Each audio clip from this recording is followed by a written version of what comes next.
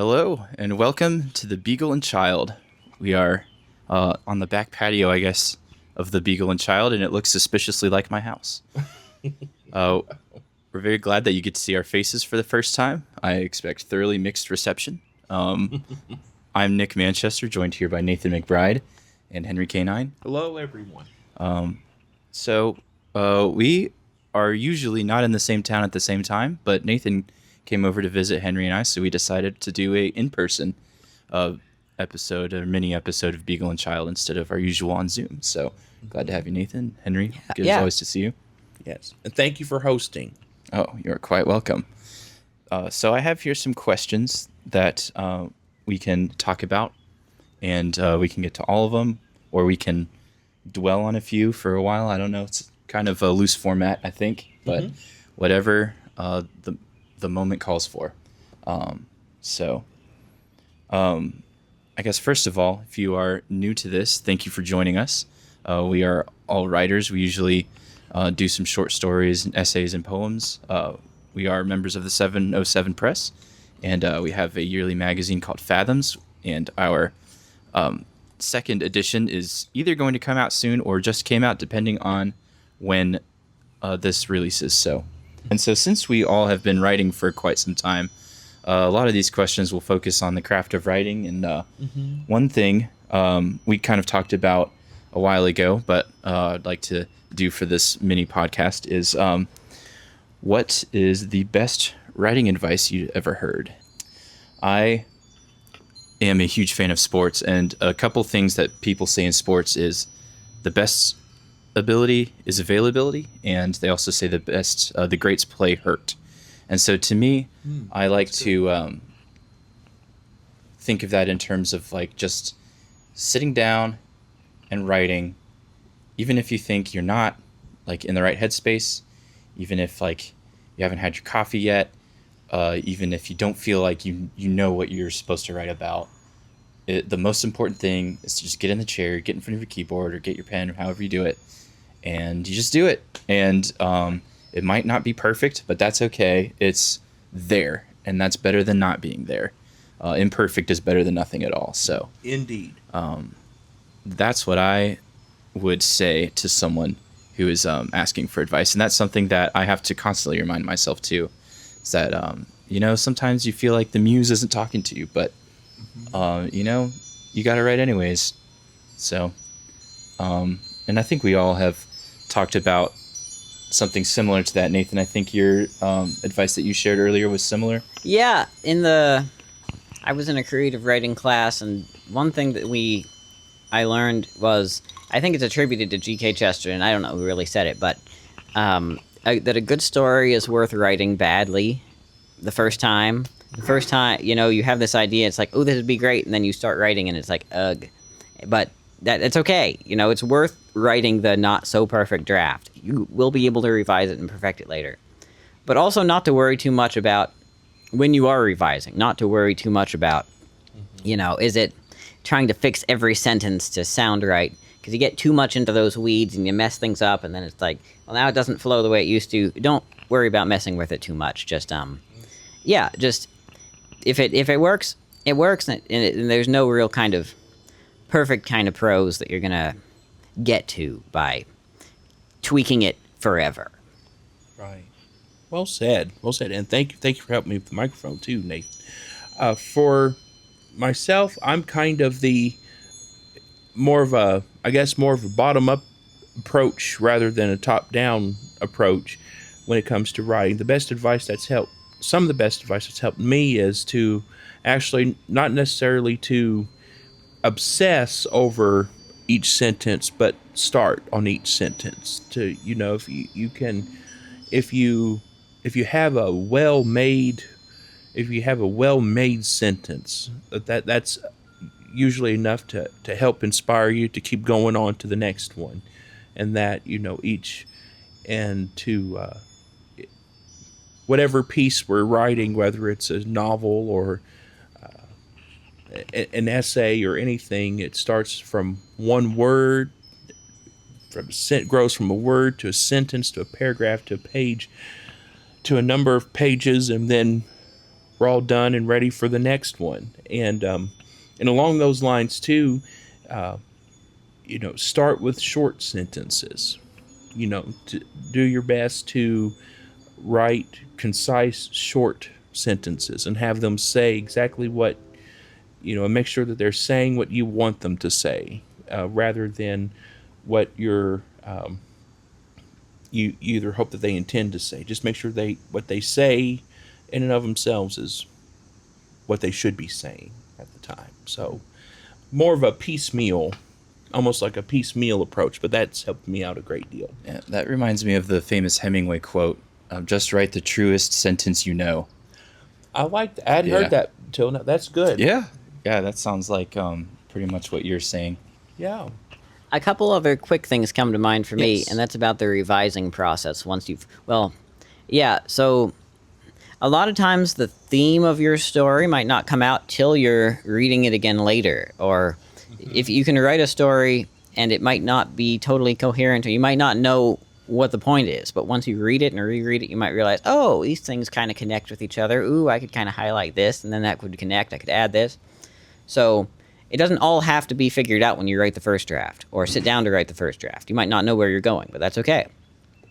And the other thing, in regard to revising, is to read it to other people, or to have other people read it. Because they'll see things in it that you didn't see, and they'll not understand things that you had in your head and you thought you put on the paper but aren't really there. So, and it's really a trial by fire when you let other people hear what you read. Not because you feel bad about it, but because they just don't see it the way you did. And it's like, well, I thought I said it perfectly. But then if you let them give you suggestions, it really will improve your story. You don't have to take everything they say, but a lot of times it'll highlight things that you didn't notice before. Yeah, and taking criticism is good writing advice, but it's also good life advice. Mm-hmm. Something I found outside of writing is in my professional career. I'm not a professional writer quite yet. Have to have a second job to pay the bills. But that's one thing that I think I do really well in, that is taking advice, taking criticism, and and that's something that I've done in writing as well. And I actually value constructive feedback or criticism, whatever you call it. I value that more than when people say, like, you did this really well. So that's, learning to take that is something that is, very important in all aspects of life. Well said. So along those lines, the best writing advice you've ever heard. What is some of the worst writing advice you've ever heard? And I will go again while you guys are thinking. I'll say the most important thing that you do with your story is write a good story. And so if there's any advice out there, like you need to do this with your characters, or you need to make sure you have this word count, or publishers won't pick it up, or you have to make sure you include this and this so that it appeals to readers of your genre and things like that. Like, that's not bad, but it doesn't work if your story sucks. And you need to write a really good story with really good characters, a really good plot, setting, all of that. That's the very most important thing above all else.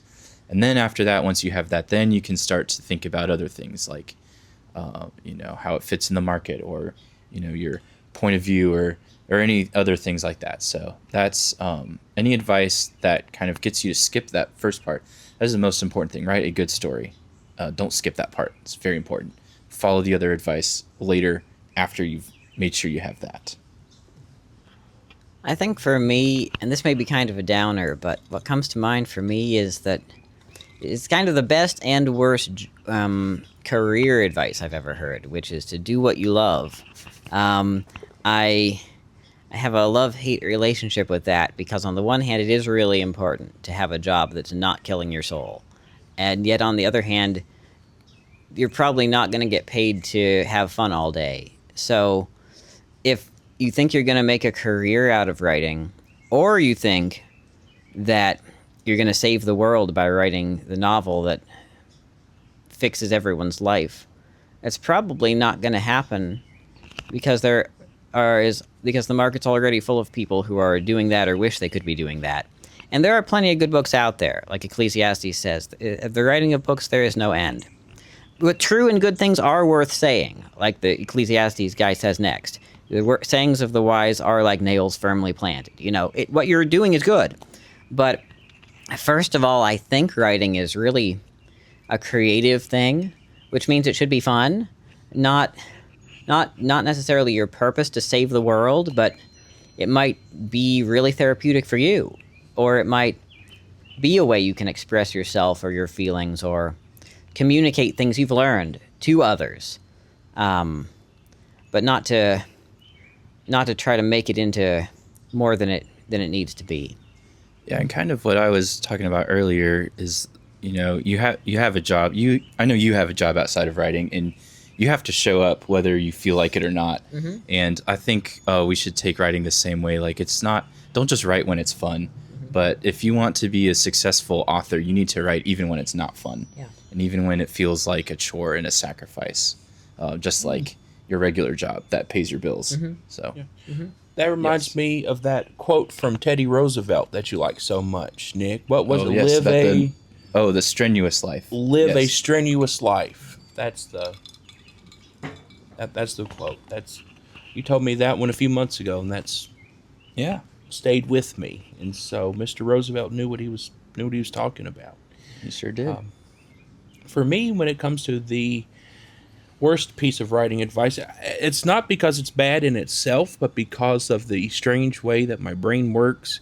I know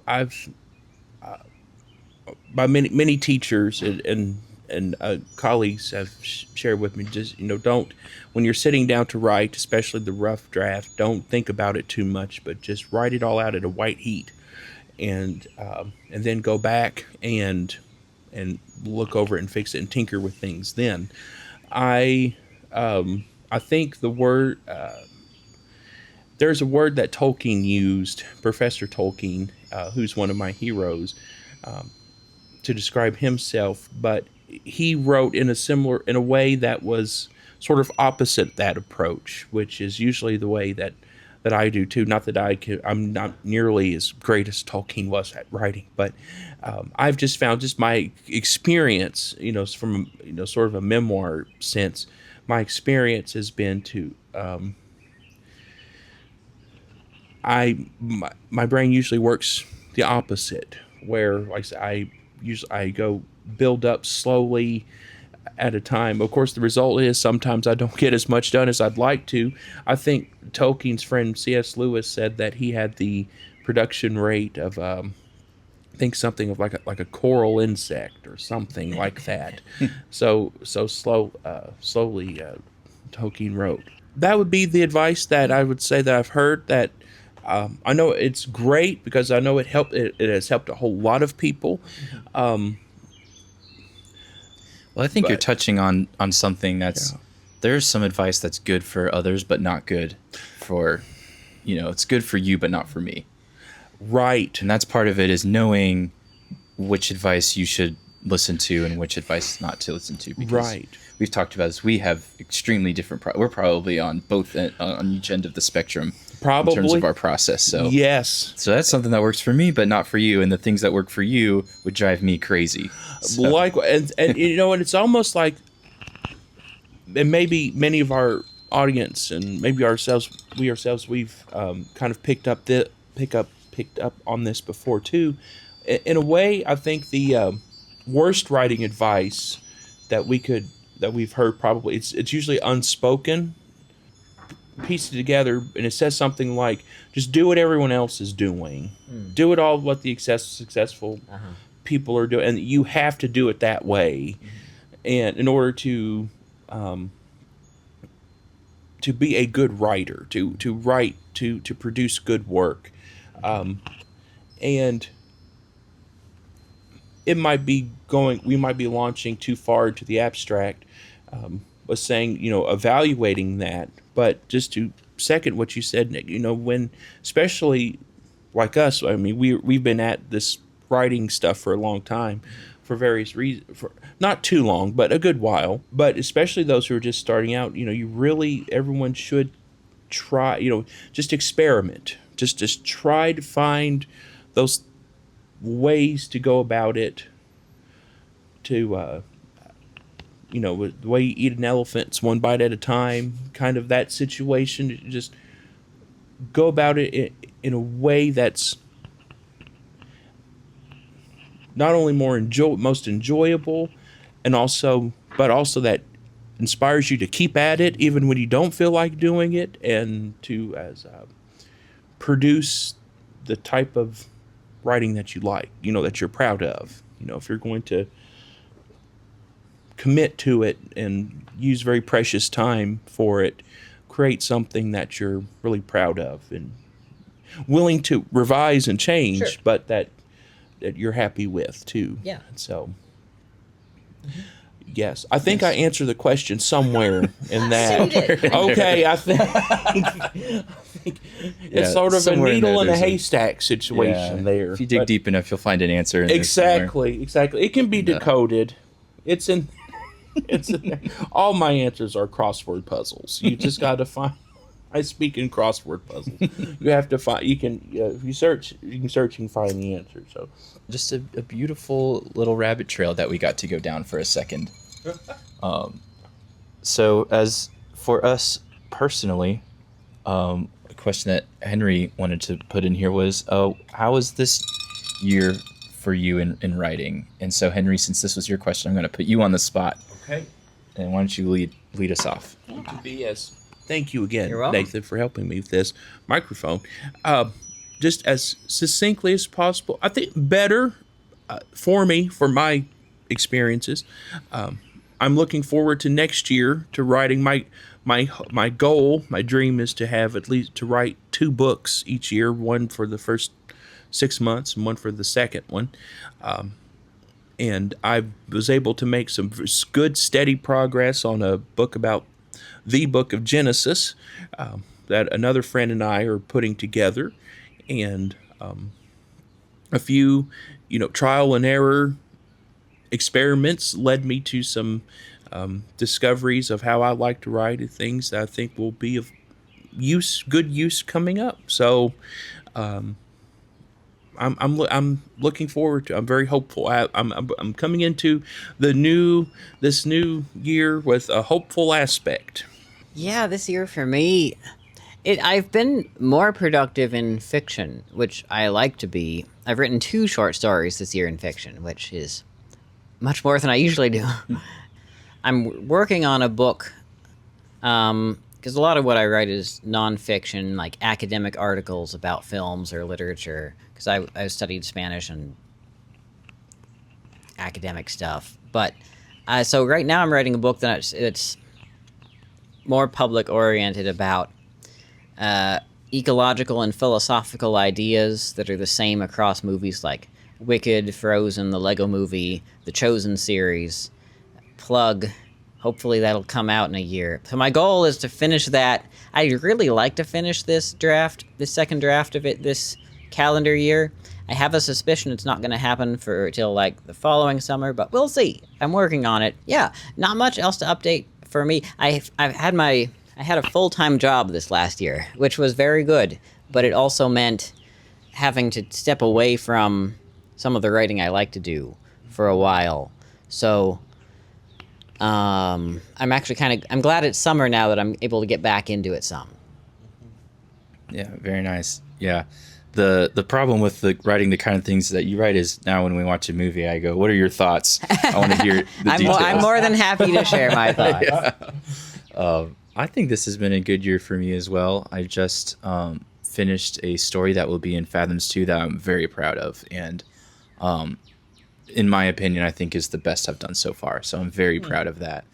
And one thing that I kind of learned through writing that is I think I've kind of been able to develop more of a unique author voice, which I think was kind of one of the missing things in my writing. So yeah, I'm very satisfied with that. Very glad that I was able to unlock that. I think, before I was just of the thought that like, well, I'm not like this poetic prose writer like some other authors, but I will just write like good enough prose and that maybe the reader will just kind of like, it's like not even notice kind of, because if it's bad, the reader notices. If it's great, the reader notices. But then if it's okay, then maybe the reader will just not notice and latch on to dialogue and plot and other things like that.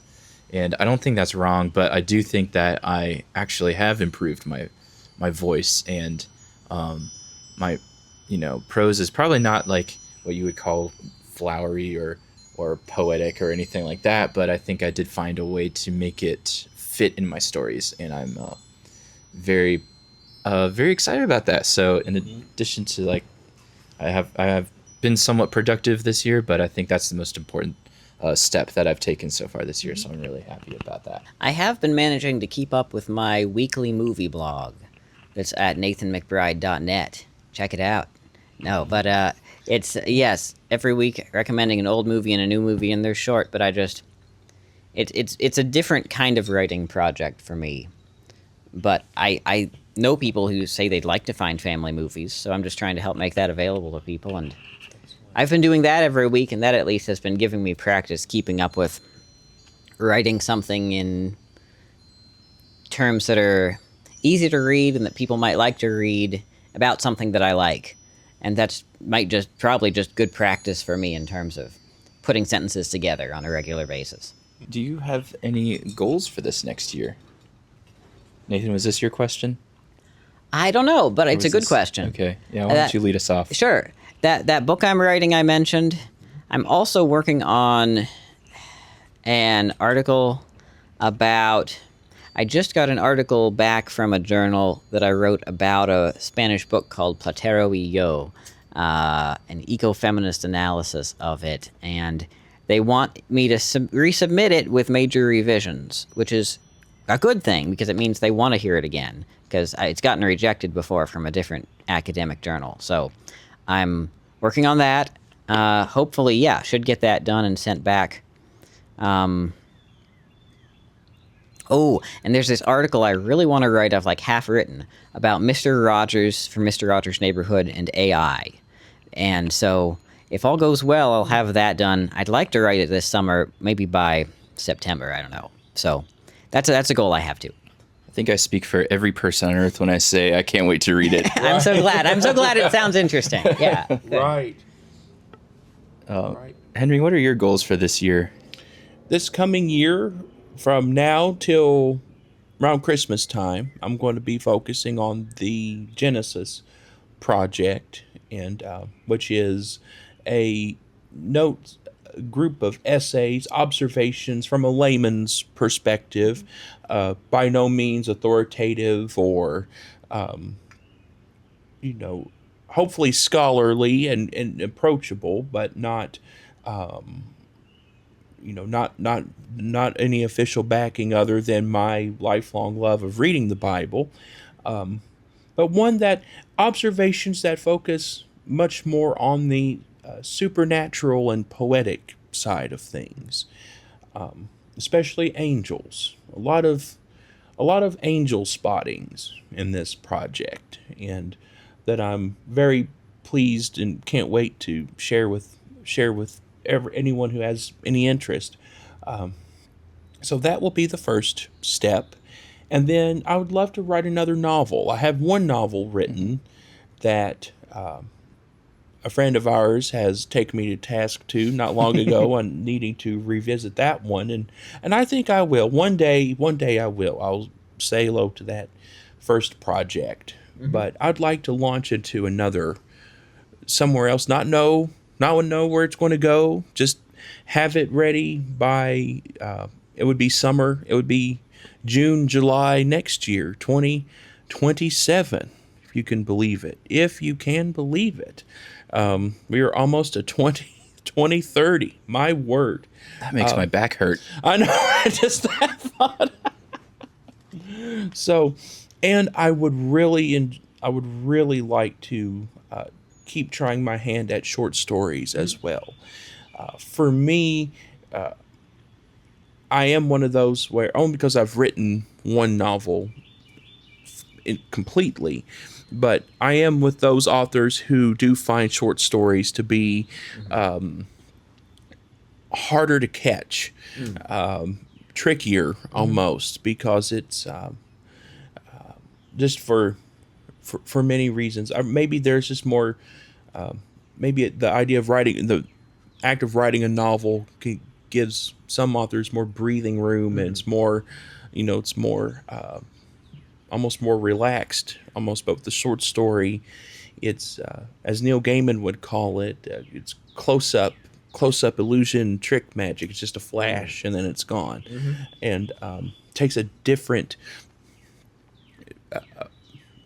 For many, can't say for all, but for many, takes a far different approach than novels, and so.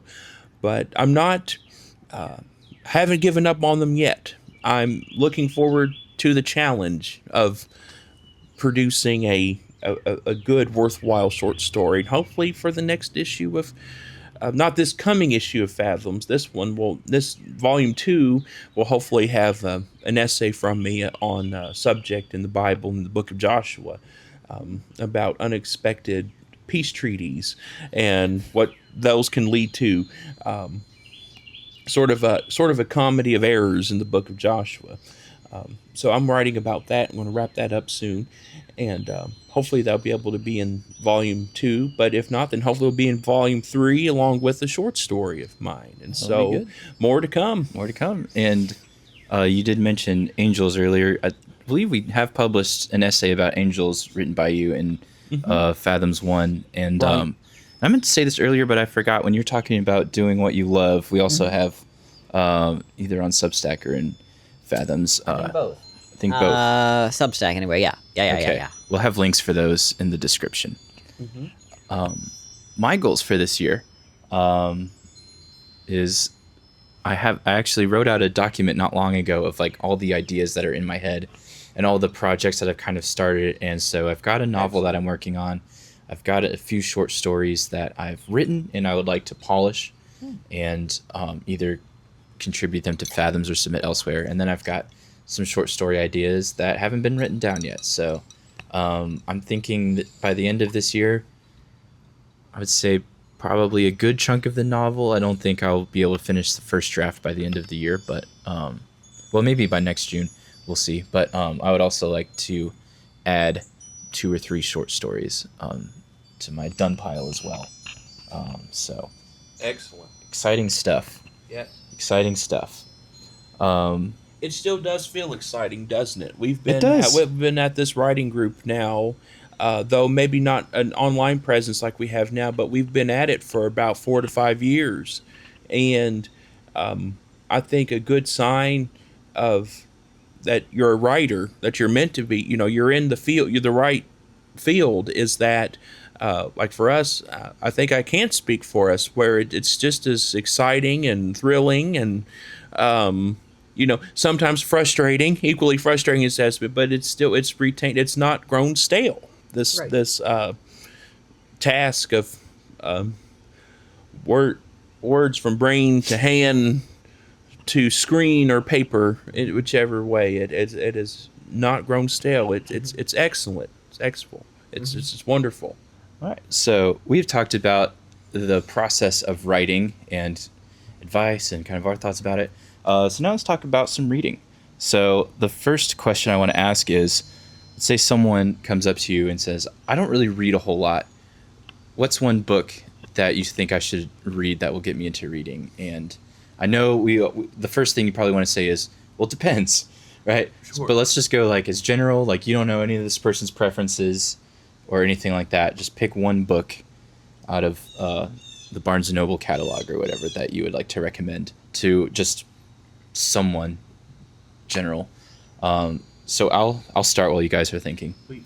But I think I would answer with Jurassic Park by Michael Crichton. It's got action. It's got some deeper meanings.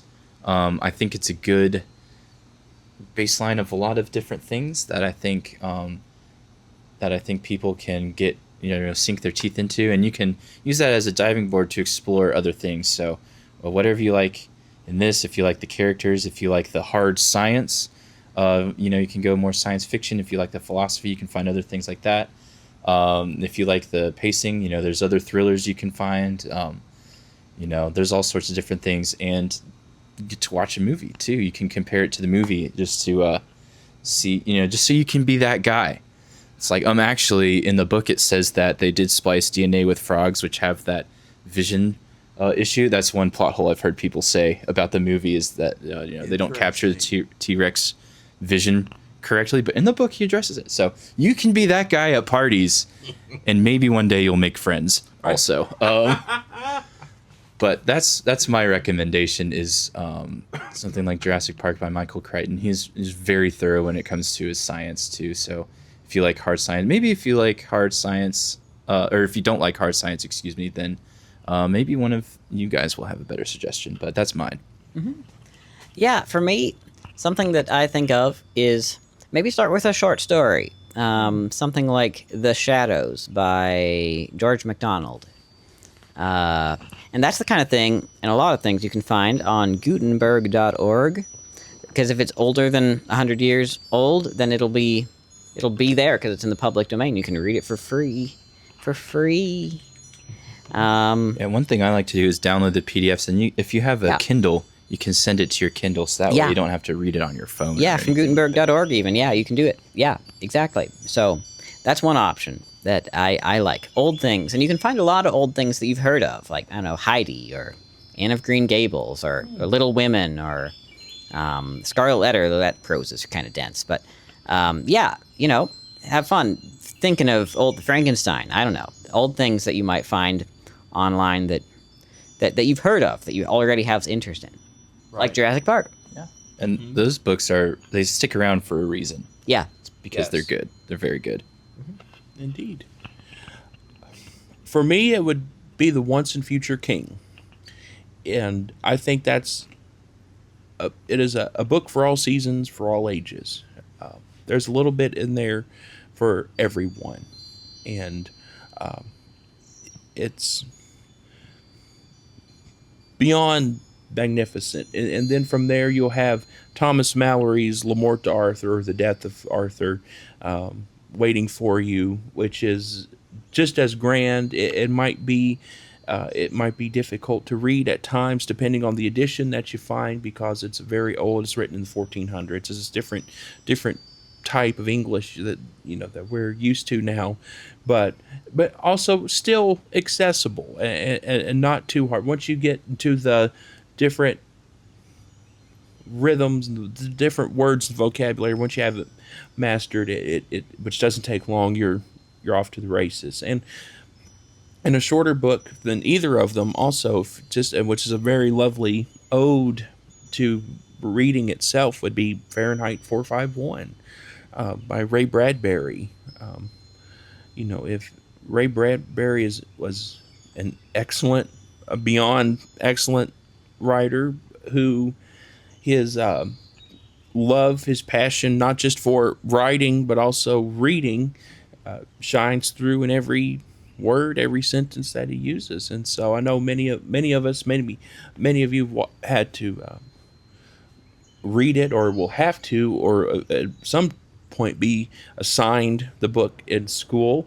And sometimes school, I know, kind of sadly, coming from a school teacher who would much rather the reading projects be enjoyable at school, still it's homework. So it kind of dampens it a little bit. But give it a few years after school, and give it a try, reading it just for fun, for pleasure, and you can rediscover it and enjoy it again. And not just it, but all of the books, but especially Fahrenheit 451, I think.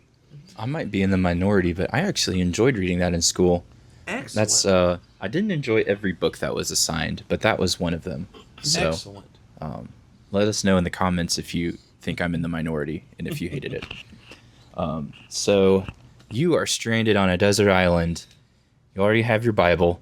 Okay. And you can bring one other book. You can bring a trilogy if you want, but you can't bring like the entire Dresden Files series. That's too many.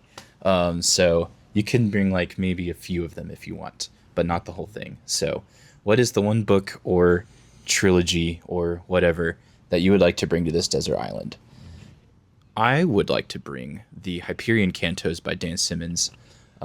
Even though it's 4 books, maybe I'll just bring the first 2. But those books are so dense and complicated, and I'm a slow reader, anyways. But when I read Hyperion, it would take me probably 30 minutes just to do like 5 pages or something. Like it would take a very long time for me to get through one page, just because there's so much there. It's so dense, and not a word is wasted. So it would definitely give me a way to kill the time on this island. But there's also, it's not just filler. It's this beautiful web of different kinds of stories of this science fiction universe across planets and across time, and you could probably read it several times and not even pick up all of the details. So I have only read the first one. I have the second one on my bookshelf, ready for me to pick up at any time.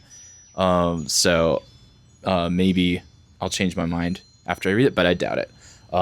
So Dan Simmons, who just passed away a few weeks ago as of this recording, so thoughts and prayers to his family, and I'm very grateful that he was able to give us such a beautiful story while he was here on Earth. So that's my pick, is the Hyperion Cantos. Book number 1 is just called Hyperion.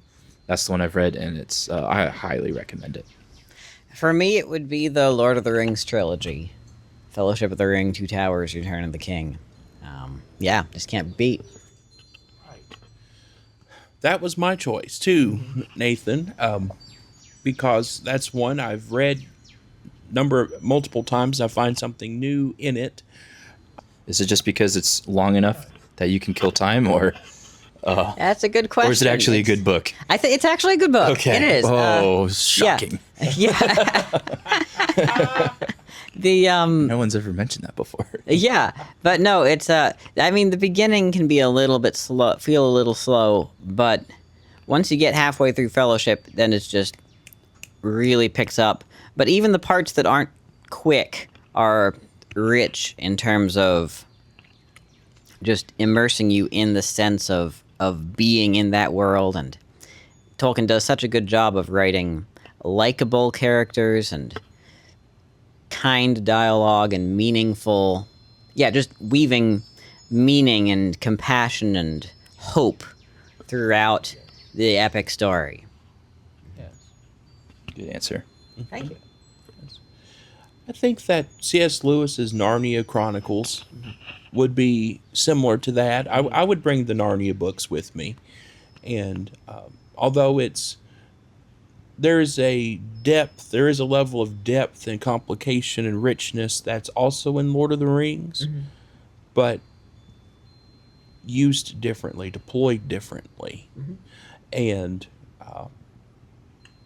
it's full of surprises. Even though it, on the surface, yes, they're excellent stories for children, of course, but they age well. They grow up with you.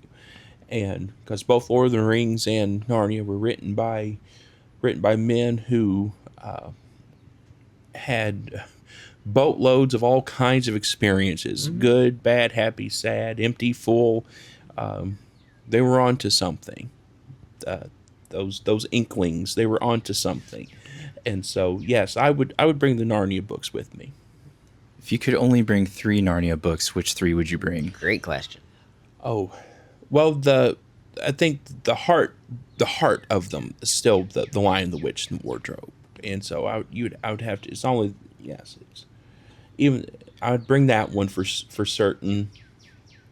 And then I would bring the Silver Chair. Me too. That's my favorite. The Silver Chair. It's beyond delightful. I would bring that one, and I would bring The Horse and His Boy. The Horse and His Boy as well.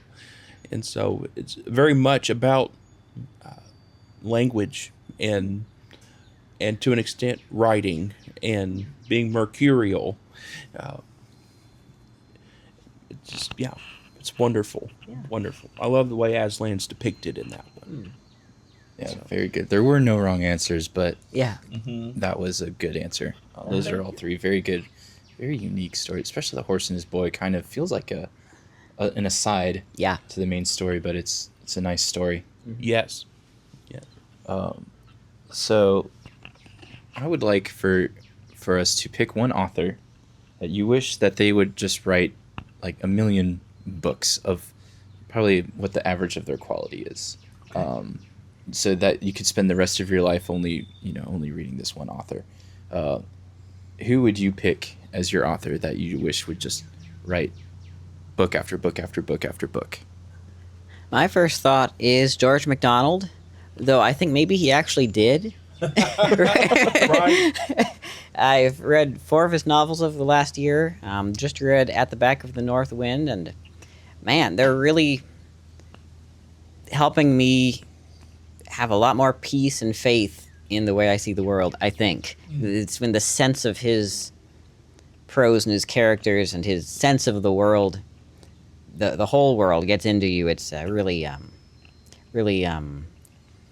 freeing in a way. It's really nice.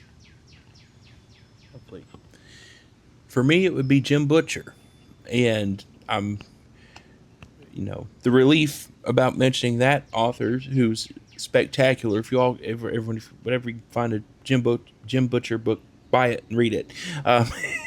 He's wonderful, and I think he is on a mission to write at least 1 million stories, and he certainly has an excellent work ethic, and he looks to be on his way to accomplishing it. So it's a wish. Yes. It's a wish that doesn't require much wishing. Yeah. Which is nice. Yeah, that is a good answer. He has how many? Almost 20 Dresden books, and then how many other books has he written outside of that? Multiple short stories, Yeah. in and out of the Dresden verse, and a complete series of, I think, 6 books, and he's working on his 3rd series of novels too, which are all excellent, and so hopeful as well. He doesn't try to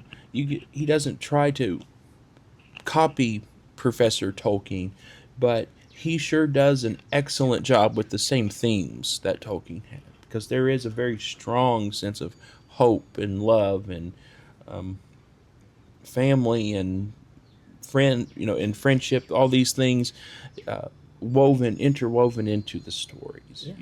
And they're not nihilistic, they're not hopeless, they're not meaningless. Totally the opposite, and it's great. You said Jim Butcher? Jim Butcher.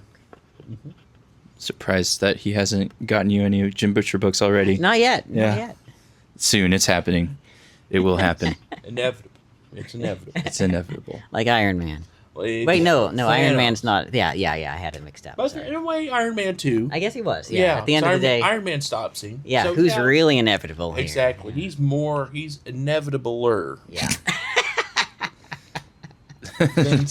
Some people are more inevitable than others. Exactly.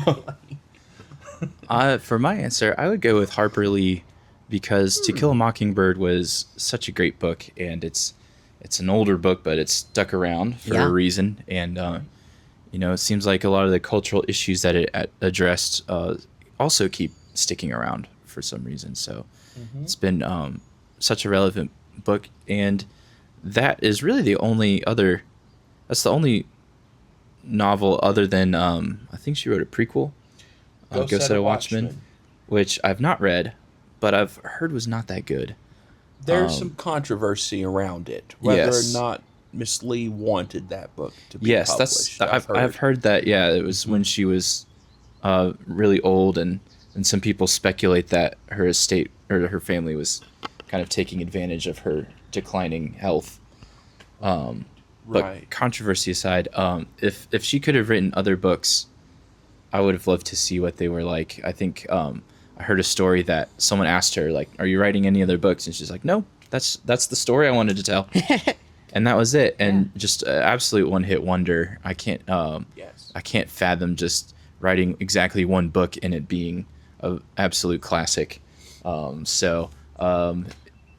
If she'd been struck by the muse several more times, I'd have loved to see what she could have written. So I would like you to pick a book that you think should be considered a classic that no one seems to be talking about.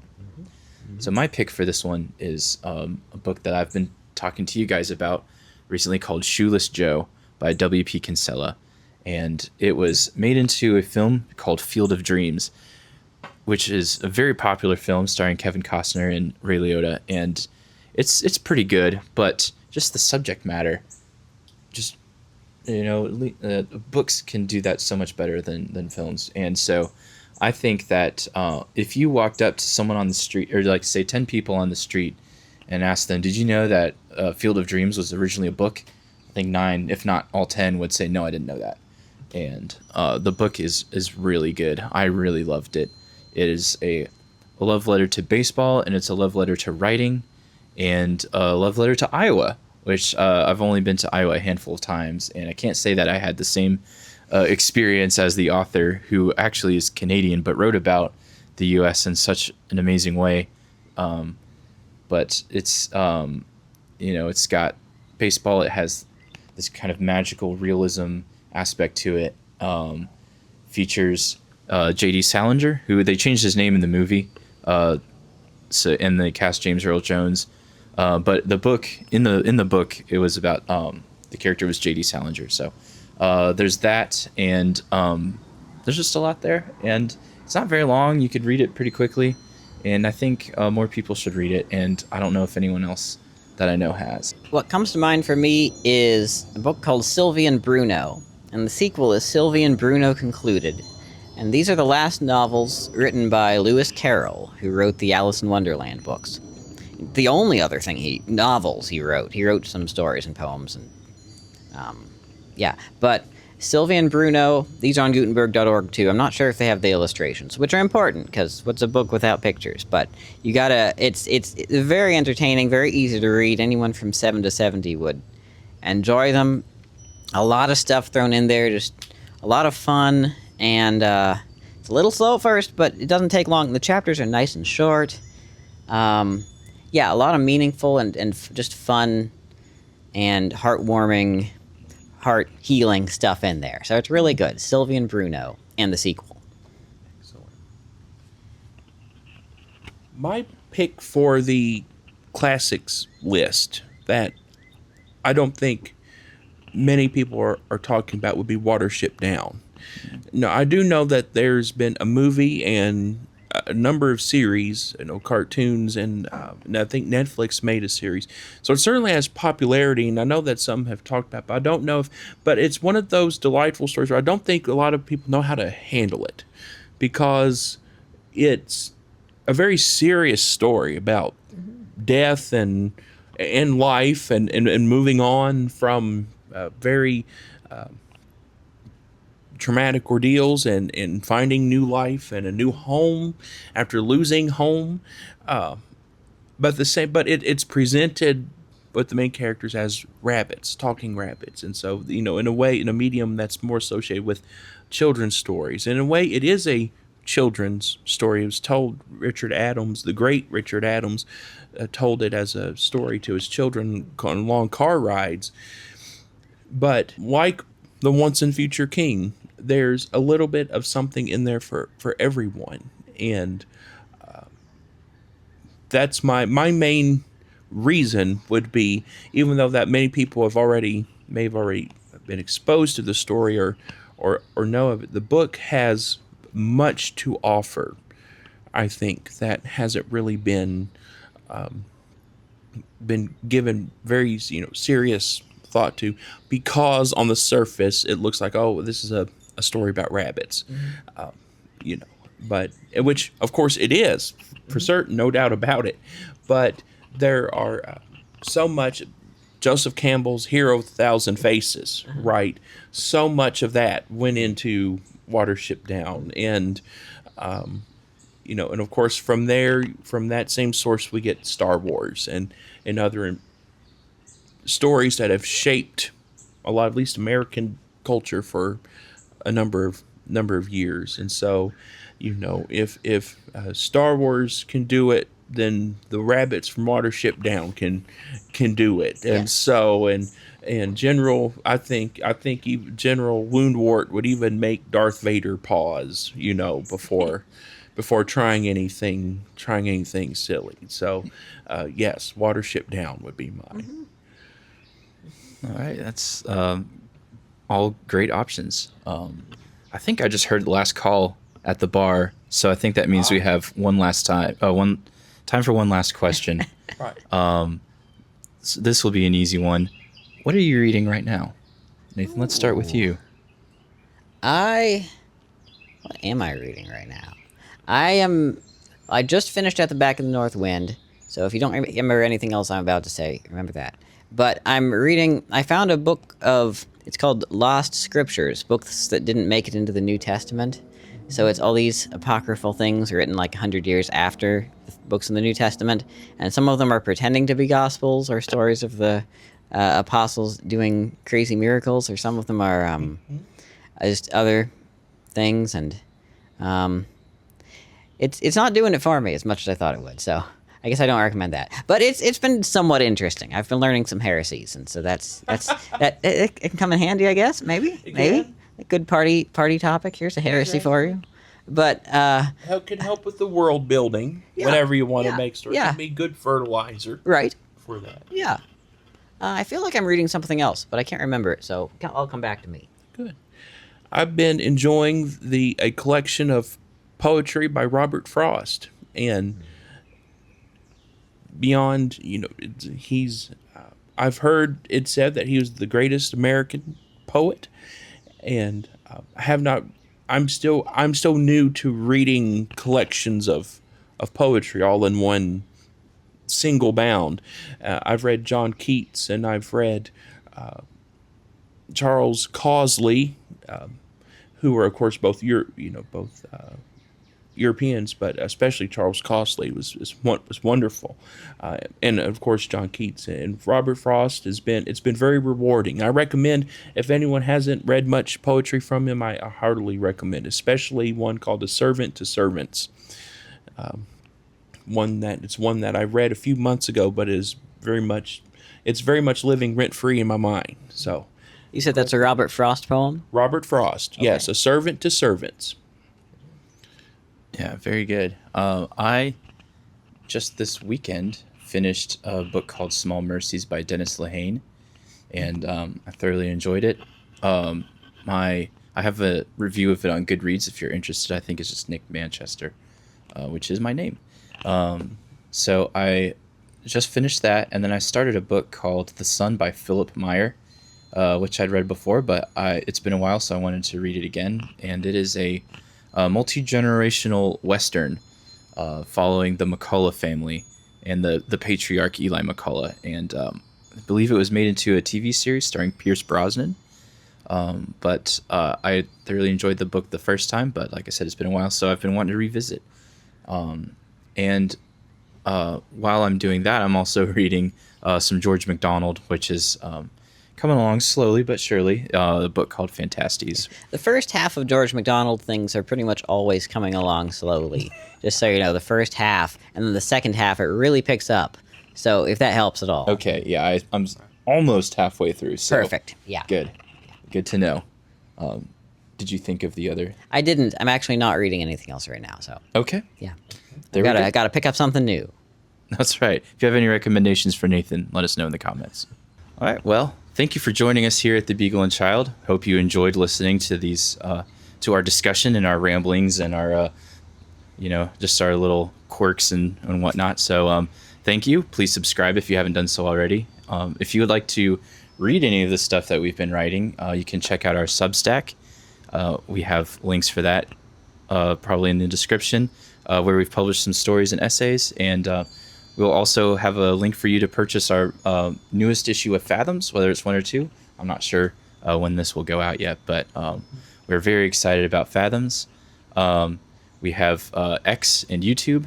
You know about YouTube, obviously, but you can follow us there. And then I have a Substack that's called Books by Nick, and Nathan has his movie blog, which he mentioned. Thanks for joining us. Hope it was informative and entertaining.